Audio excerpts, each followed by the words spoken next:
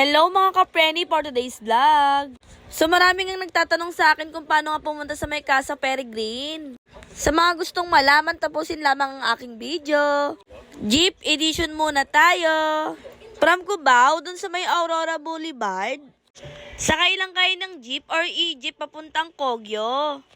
35 to 40 nga yung pamasahe. From Kogyo Gate 2, sakay lang ng jeep papuntang Painan. Then, tell the driver na ibaba kayo sa Kabading Arco. 25 pesos naman ang pamasahe doon.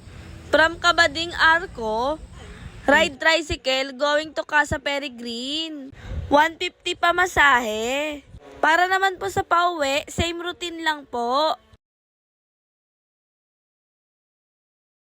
Sa mga gusto naman pong mag-LRT to dyan, ito naman po yung guidelines papuntang Casa Peregrine.